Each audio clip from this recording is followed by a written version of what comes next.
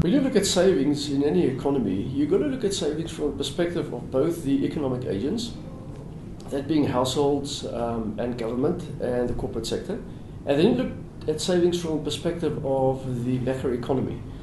From the perspective of the macroeconomy, of course, we know that savings are necessary to finance investment. Investment in South Africa is way too low percent of GDP. If we want to get the growth rate up, we need to invest more. The aim is to get investment as percent of GDP to roughly by 25%. We at the moment well below that, probably around 16 or 17%. And saving is running at an even lower rate, around 12% per annum. The gap at the moment is being plugged by foreigners. And that is fine as long as foreigners are willing to finance the shortfall for you. But once foreigners decide to no longer finance it, then obviously you run into a problem of lack of savings. The cost of capital will rise, and only the most profitable investments will then go ahead. So we need to save more as a nation.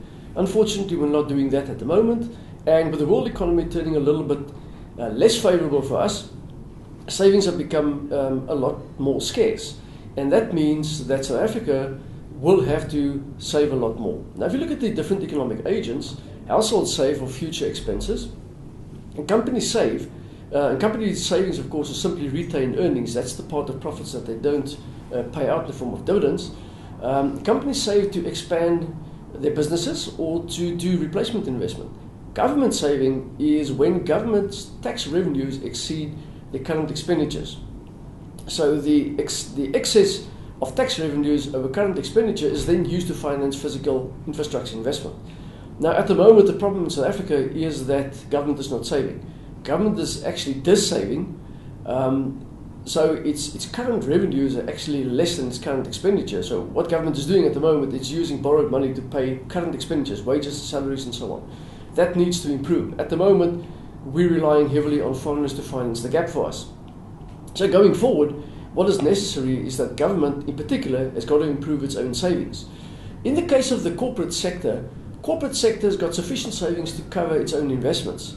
It sits on a huge pile of cash, and last year, if you look at 2012 numbers, then you actually find that corporate savings exceeded corporate investment. So the corporate sector doesn't have a problem. The corporate sector's problem is it cannot find investment opportunities because the economy is growing too slowly and prospects are not good. The problem sits with government.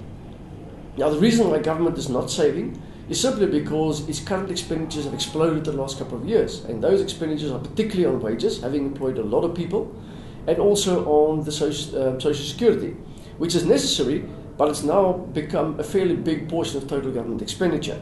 So government can improve its own saving by raising taxes. The problem with that, of course, is then you actually could have a negative impact on the ability and the willingness of the private sector to save. So what government's got to do to improve its own savings is to spend less on wages and salaries and on other current expenditure.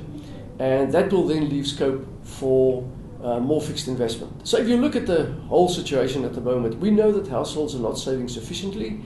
They're not saving enough for retirement or future big expenses.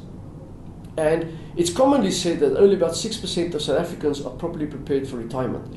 I don't know whether that number is accurate. I believe it's not very far off, because I do know that South African households are not well prepared. So they need to save a lot more.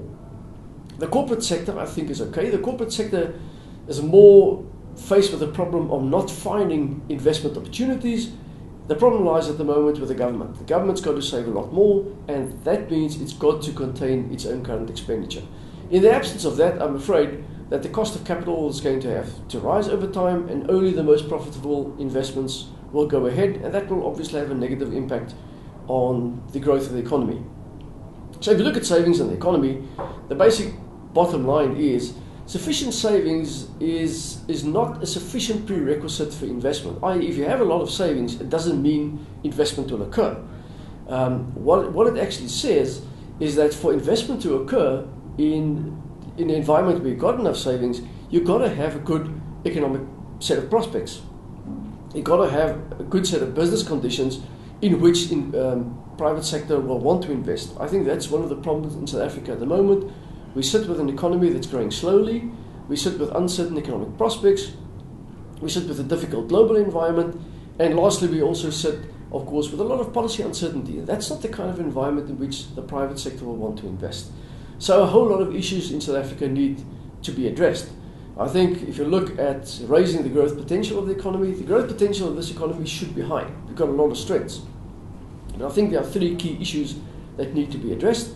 The first is binding infrastructure constraints, and it's not only electricity, it is a lot of other things. We need to expand the infrastructure. Typically, when you have infrastructure expansion, it tends to lock in the private sector with investment also, and it allows the economy to grow faster. That's the first thing. The second thing is a more capable state, which is addressed in the National Development Plan.